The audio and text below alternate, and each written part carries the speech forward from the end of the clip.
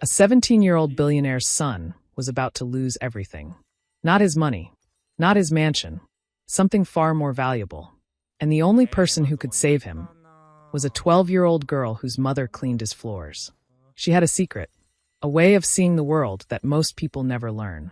Her grandmother, a nurse who had saved countless lives, had whispered it to her before she died. Now, she was about to use that secret to save a boy who was drowning in gold, to expose a truth that would shake a billion-dollar empire, and to teach us all something we desperately need to remember.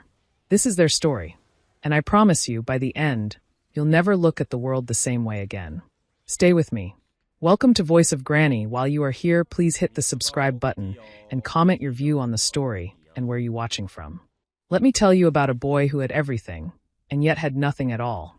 His name was Daniel Reed, and he lived in a mansion overlooking the Pacific Ocean in Southern California.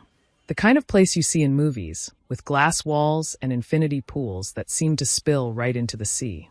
His father, Richard Reed, owned one of the largest pharmaceutical companies in the world. They made medicines that saved lives, that healed the sick. It was a noble business built on a fortune worth billions. But Daniel was drowning. At 17 years old, he was failing every single class. Not because he couldn't learn.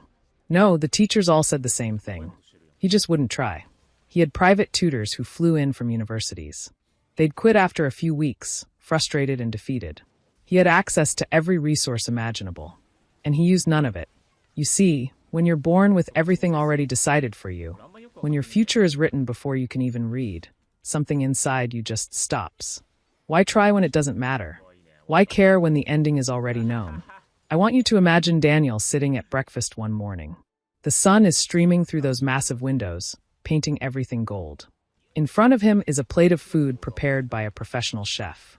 Eggs cooked perfectly. Toast made from bread baked fresh that morning. But he's just staring at it, feeling absolutely nothing. Across the table sits his father. Richard Reed is the kind of man who fills a room just by being in it. Tall, sharp-eyed, always dressed like he's about to attend a board meeting, which honestly he usually is. He's looking at his tablet, checking stock prices, reviewing reports. He hasn't looked at his son once. Then his father speaks. His voice is cold, controlled. The school called again, Daniel. Another failing grade. History this time. How is that even possible? Our family's name is literally in the history books of this state. Daniel just shrugs. He's heard this speech before. Different words, same disappointment. Do you know what your grandfather did? His father continues, his voice getting harder. He came to this country with nothing. He worked in factories. He saved every penny. He built something from dust. And you, with every advantage in the world, can't even pass a simple test. It's boring, Daniel mutters. Boring. His father repeats the word like it tastes bitter. Your future is boring to you. Fine. Then let me make it more interesting. And that's when his father takes away his phone, his car keys, his credit cards, everything. Just like that, the prince becomes a pauper. Well, not really. But in his world, having to ride the public bus to school might as well be exile. Maybe, his father says, standing up to leave, maybe when you have nothing, you'll finally understand the value of something. The door closes behind him. Daniel sits there alone at that huge table, in that beautiful house, and he feels smaller than he's ever felt in his life. The next few weeks are brutal. You have to understand, at his school, a private academy where tuition costs more than most people make in a year, Daniel is known for two things: his last name and his spectacular failures. Now he's also known as the rich kid who has to take the bus. His so-called friends mock him mercilessly. Kyle Harrison, whose father runs a competing pharmaceutical company, makes sure everyone knows. Look at Reed, finally seeing how the other half lives. How's public transportation, Daniel? Did you remember to bring exact change? The laughter follows him down the hallways like a shadow he can't shake. But something strange starts happening. When you lose your phone, when you lose your car, when you lose all your distractions, you're left with something terrifying: yourself. And silence. And time. Daniel starts noticing things he never noticed before. On the bus, he sees a woman with 3 young children, counting change in her hand, her face tight with worry. He sees 2 teenage boys in the back who laugh too loud, trying to cover up something painful underneath. He sees people, really sees them for the first time. At school, he sits in his classes and for once, he doesn't tune out immediately. He listens. In English literature, the teacher is talking about a poem, and Daniel catches himself actually wondering what the poet meant. What were they feeling when they wrote those words? It doesn't last long. His old habits are too strong. But there's a crack now. A tiny opening in the wall he's built around himself. One evening, he comes home to the empty mansion. The staff moves quietly through the rooms like ghosts. He wanders, feeling lost in his own house, and finds himself in the conservatory, a glass room filled with plants and flowers. His father had hired a gardener years ago to maintain it, though Richard never actually spends time there. And that's where Daniel sees her. A young girl, maybe 12 years old, with dark hair pulled back in a braid. She's sitting cross-legged on the floor between the plants, and she's drawing. Not just doodling, but carefully, meticulously sketching a small flower in a pot. She's so focused she doesn't even notice him standing there. He recognizes her vaguely. She's the daughter of Lucia Torres, the head gardener. Lucia has worked for the Reed family for about a year now. She's a quiet, hard-working woman who sometimes brings her daughter with her after school. Daniel watches the girl for a moment. There's something about the way she's looking at that flower. Like she's seeing something he can't see. Like it's telling her secrets. "What are you drawing?" he finally asks. She looks up. Her eyes are dark, intelligent, completely unimpressed by him. "A flower," she says simply. And somehow Daniel knows his life is about to change. Her name was Rosa Torres, and she looked at him like she could see right through all his expensive clothes down to something true underneath. "I know it's a flower," Daniel said, feeling oddly defensive. "But why are you drawing it?" Rosa tilted her head, considering him. "Because no one really looks at flowers. They just glance and say, 'Oh, that's pretty,' and move on. But if you really look, really see, every petal tells a story." She held up her sketchbook. The drawing was remarkably detailed.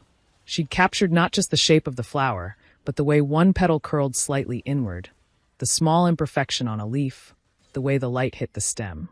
"See this?" She pointed to a dark spot on one of the petals. "This flower got damaged somehow. Maybe someone touched it too roughly. But it didn't stop growing. It just grew around the hurt." That's not something you see with a quick look. Daniel stared at the drawing, then at the actual flower. He had walked past that plant 100 times and never really looked at it once. "My grandmother taught me that," Rosa continued, closing her sketchbook. "She used to say that most people go through life blind. They have eyes, but they don't see. They have ears, but they don't hear. They're walking through the world asleep." "Your grandmother sounds wise," Daniel said, sitting down on the floor across from her. He wasn't sure why, but he wanted to keep talking to this strange, serious girl. "She was," Rosa said, and there was a weight to those words. "She passed away 2 years ago. She was a nurse for 40 years.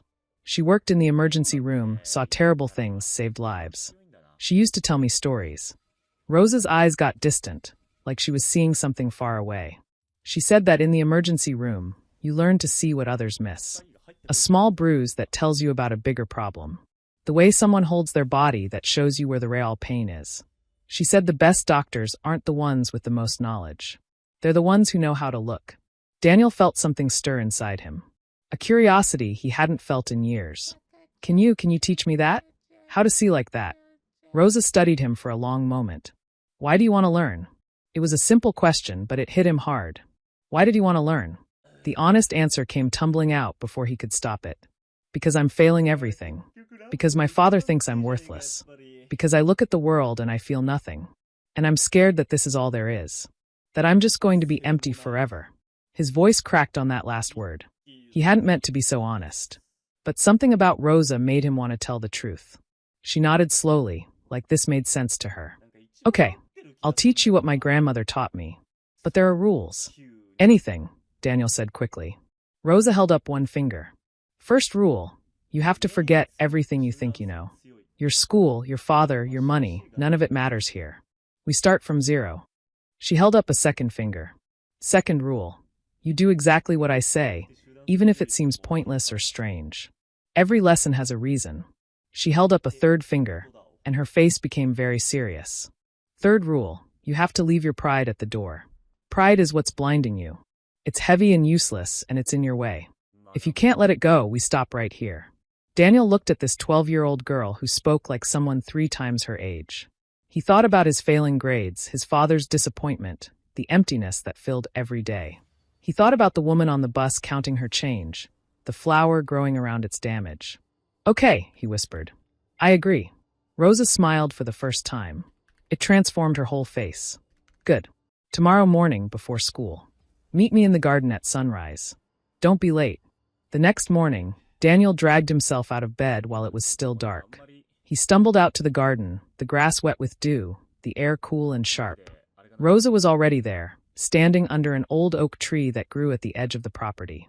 She didn't say good morning. She just pointed at the ground. Tell me what you see. Daniel looked down. He saw grass. Dirt. Some scattered leaves. I see grass. Look again, Rosa said. Don't just glance. Really look. He sighed but crouched down, staring at the patch of ground. At first, it was just grass and dirt. But as he kept looking, things started to emerge. An ant carrying a crumb 3 times its size, struggling over a pebble like it was climbing a mountain. A spider web strung between 2 blades of grass, covered in tiny drops of dew that caught the early light like diamonds. A small purple wildflower, so tiny he would have crushed it without even noticing if he'd been walking. He watched the ant for a full minute. It kept trying to get over that pebble, falling back, trying again. It never gave up. It never complained. It just kept working. It's not just grass, Daniel said slowly, feeling something open up inside his chest. It's a whole world. There's life everywhere. Struggle and beauty and purpose. When he looked up, Rosa was smiling again. Now you're starting to see. Over the next week, she took him on the strangest lessons of his life. She brought him to the kitchen when the morning staff was preparing breakfast. Close your eyes, she instructed. Just listen. At first, all he heard was noise. Pots clanging, water running, someone chopping vegetables. But Rosa whispered, listen to the story. So he listened deeper. He heard the steady, confident rhythm of the head chef's knife. He heard the nervous, uneven chopping of someone newer, someone still learning. He heard someone humming softly while they worked, a sound of contentment.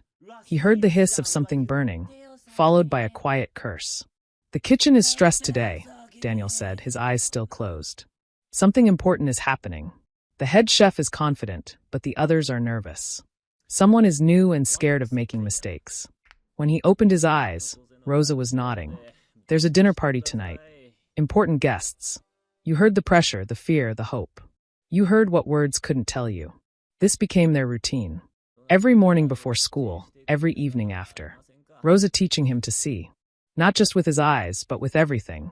And slowly, impossibly, Daniel started to wake up. The change didn't happen overnight. It was gradual, like watching the sun rise. You don't see it moving, but suddenly the world is bright and you realize everything is different. Daniel started applying what Rosa taught him to his classes. In history, the teacher was lecturing about the Industrial Revolution. Before, he would have heard boring dates and facts. Now, he listened differently. The teacher showed a photograph of factory workers from the 1900s. Tired faces, dirty clothes, children who should have been playing but were instead standing in front of dangerous machinery. A student named Kyle, the same one who mocked Daniel about the bus, laughed. They look miserable. Why didn't they just quit and find better jobs? The old Daniel would have stayed silent. Or worse, laughed along. But something had changed. He raised his hand. The teacher looked shocked. Daniel hadn't raised his hand all year. Yes, Daniel? They couldn't just quit, Daniel said, his voice steady. Look at their hands. Those are the hands of people who've worked their whole lives. Look at that woman in the front. She's not looking at the camera. She's looking at the child next to her. Maybe her daughter. And you can see in her eyes that she knows this is her daughter's future too. They didn't stay because they wanted to. They stayed because they had no choice. Because their children needed to eat. The classroom went silent. Even Kyle had nothing to say. The teacher stared at Daniel like he was seeing him for the first time. That, the teacher said softly, is exactly right. That's exactly the kind of analysis I've been hoping to hear. Daniel felt something warm spread through his chest. It wasn't pride. It was something better. It was connection. Understanding. He had seen something true, and others had seen it too. His grades started to change. An F became a D. A D became a C. It was slow, hard work. He stayed late in the library. He asked questions. For the first time in his life, he was actually trying. But the most important lesson Rosa taught him happened about a month into their work together. She took him to his father's office. Daniel hesitated at the door. We shouldn't be in here. Your father is in New York for 2 days, Rosa said. We're not going to touch anything. We're just going to look. The office was impressive. Dark wood leather chairs, walls covered with awards and photographs. Pictures of Richard Reed shaking hands with politicians, with celebrities, with other powerful men. What do you see? Rosa asked. I see my father's success, Daniel said. All the things he's accomplished that I never will. That's your pride talking, Rosa said gently. That's you looking in a mirror. I want you to look through a window. Look at him, not at yourself. She walked over to a photograph tucked away on a bookshelf. It showed a much younger Richard Reed, maybe in his 20s, standing outside a small, rundown building. He was holding a sign that read Reed Pharmaceutical Research, opening soon. He looked thin, exhausted, but his eyes were burning with determination. This was his first office, Rosa said quietly. My mother told me about it. He worked 18-hour days. He slept on a cot in the back room.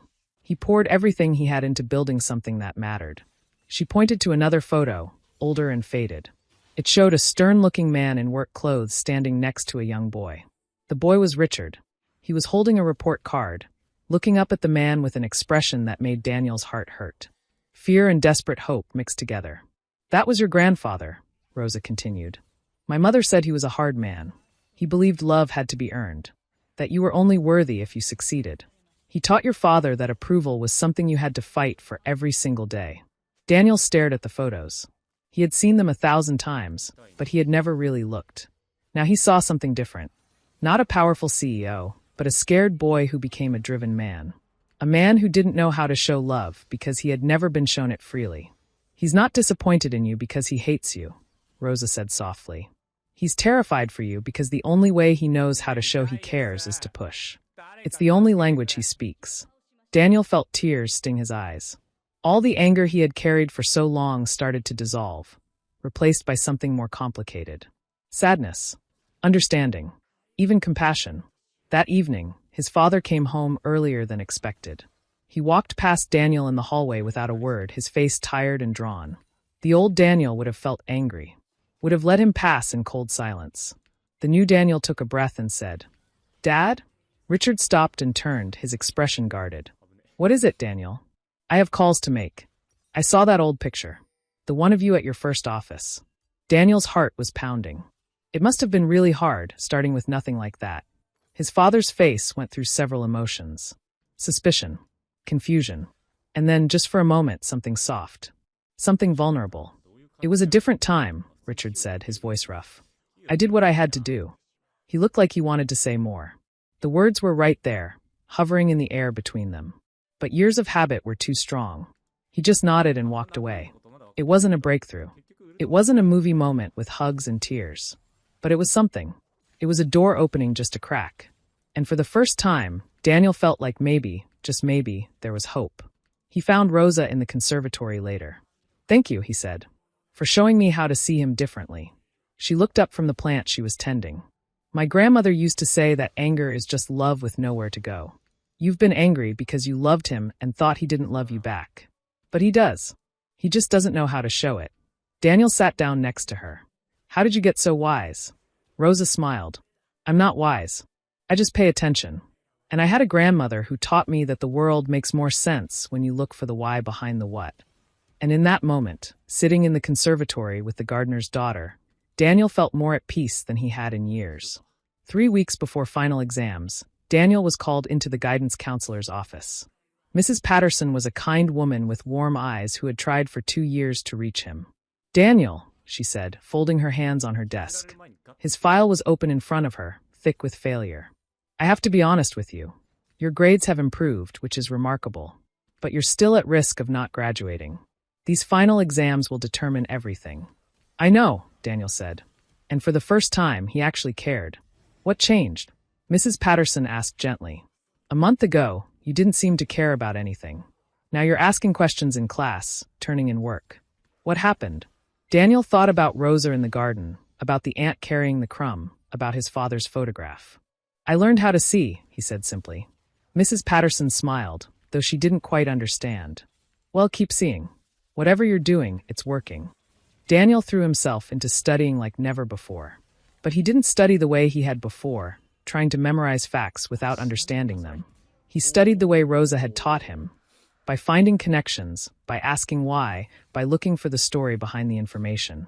He created a huge chart in his room, connecting everything. The Industrial Revolution wasn't just about factories and inventions.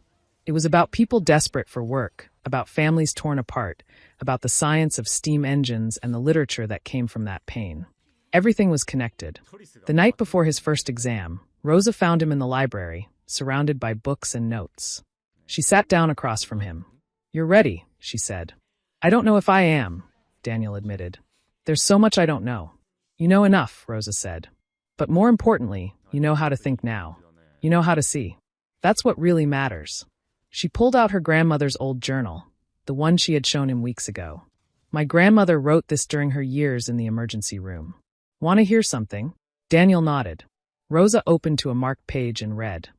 "Today a man came in with a broken arm. Simple break, clean, would heal fine. But I saw how his wife stayed far away from him. How she flinched when he moved suddenly. How their son had bruises that were too regular to be accidents. The break wasn't the real injury. I called social services. Sometimes healing means seeing what others miss." She closed the journal. "You know what my grandmother taught me? She taught me that the most important gift you can give the world is to see what's really there. Not what's easy to see. Not what people want you to see. But what's true." "Why me, Rosa?" Daniel asked suddenly. "Why did you decide to help me?" Rosa was quiet for a long moment. When she spoke, her voice was soft but serious. "Because my grandmother also taught me that you can't fix a broken system by just being angry at it. You have to teach the next generation to see differently.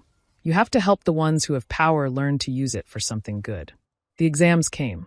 Daniel sat down for his history test, his hands steady, his mind clear. The essay question was about the Great Depression. The old Daniel would have panicked. The new Daniel saw the connections immediately.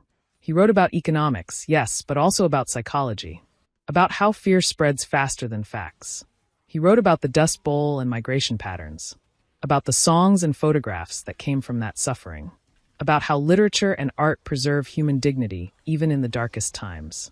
He was the last one to finish. When he handed in his paper, the teacher looked at him with something like amazement.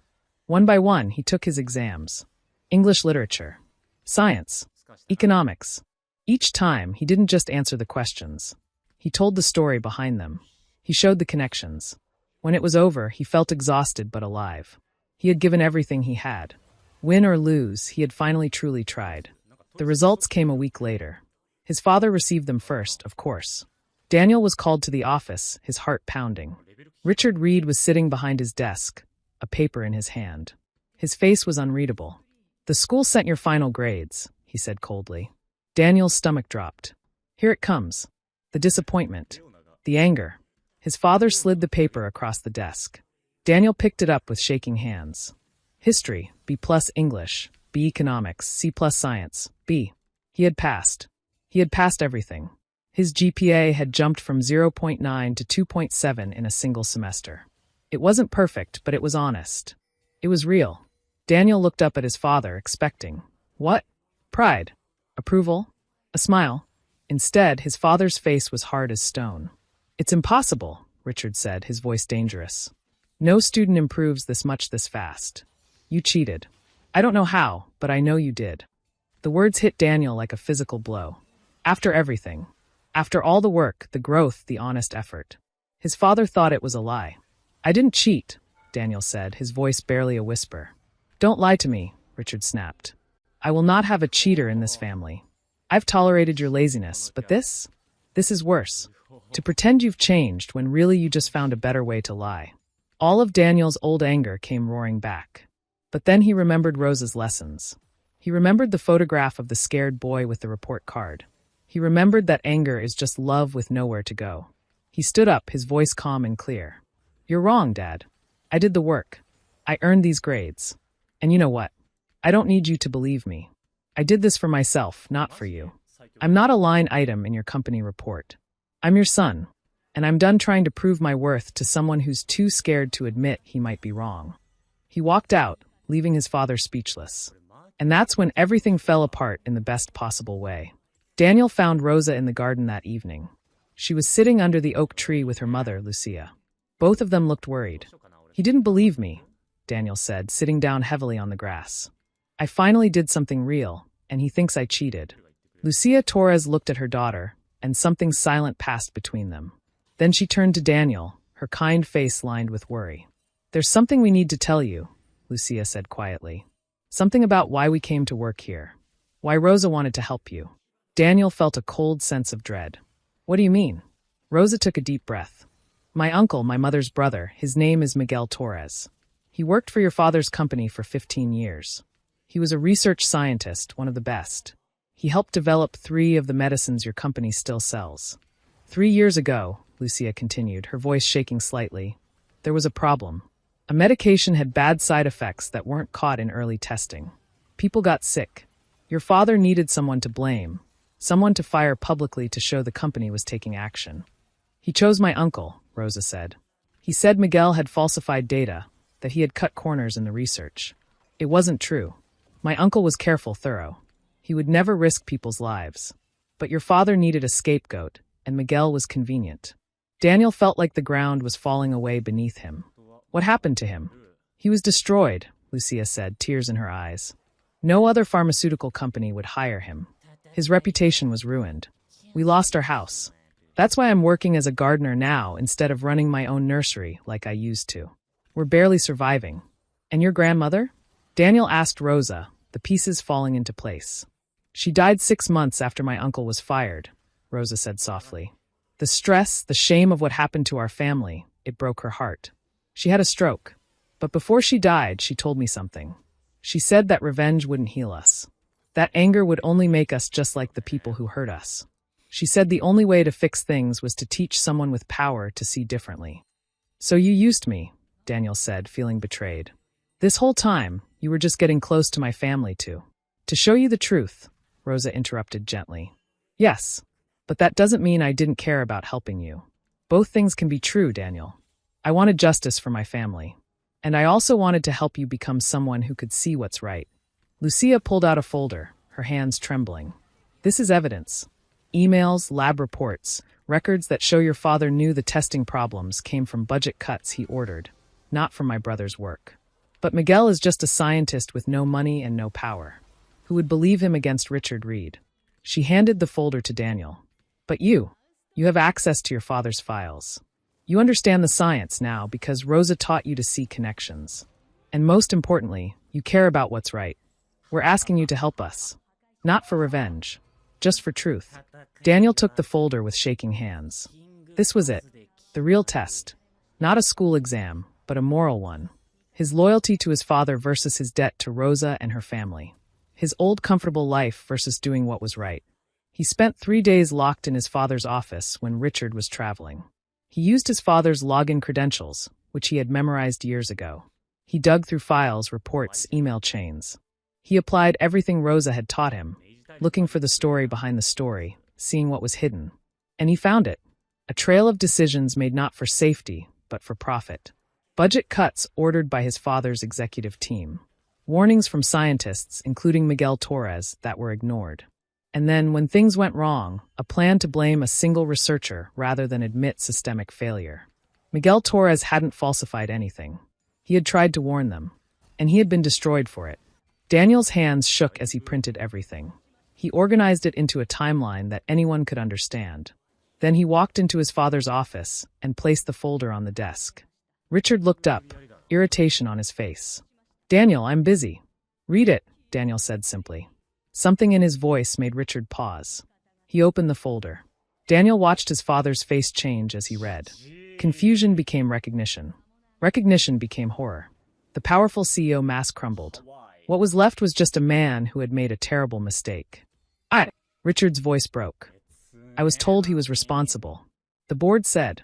You didn't look, Daniel said quietly. You saw what was easy to see. What was convenient. You didn't look for the truth. For the first time in Daniel's life, he saw his father cry. Not angry tears, but tears of genuine shame and regret. What happened next took months. Richard Reed didn't just apologize. He acted. He publicly cleared Miguel Torres's name. He offered him his job back with a promotion and a financial settlement that restored what the family had lost. He implemented new safety protocols in the company. He changed. It wasn't easy. The board fought him. Some people never forgave him. But he did it because his son had shown him how to see. Daniel graduated from his private school, but chose to attend public university. He studied not business, but medical ethics. He wanted to make sure what happened to Miguel Torres never happened to anyone else. On his last day before leaving for college, he found Rosa in the garden one final time. She was taller now, growing into herself. Still wise beyond her years. "Thank you," he said. "For everything." Rosa smiled. "My grandmother told me something before she died. She said, 'You can't fix the world by hating the people who broke it. You fix it by teaching their children to see.'" Daniel understood now. Rosa had saved him, yes. But in saving him, she had saved her family. She had saved others who might have been hurt by his father's blind spots. She had changed the future. "What will you do now?" Daniel asked. "Keep planting," Rosa said, looking at the garden around them. "Keep growing things. Keep teaching people to see. That's what my grandmother would want." Years later, when Daniel Reed ran his father's company, he did it differently. He hired people who had been overlooked. He listened to warnings instead of dismissing them. He looked for truth instead of convenience. And in his office, next to the photos of his father and grandfather, he kept a small framed drawing. A flower meticulously detailed, showing damage and growth intertwined. A reminder that the most important thing in life isn't what you have or what you achieve. It's learning to truly see, to look beyond the surface, to find the story behind the facts, to choose truth even when it's uncomfortable. Because sometimes the person who saves you isn't the one with power or money or status. Sometimes it's a gardener's daughter who teaches you that the greatest gift you can give the world is simply to open your eyes. And that's where our story ends. Or maybe it's where it really begins. Thank you for listening. I hope this story made you think about what you might be missing in your own life. What are you not seeing? Who have you not really looked at? Sometimes the things we need most are right in front of us. We just need to learn how to see.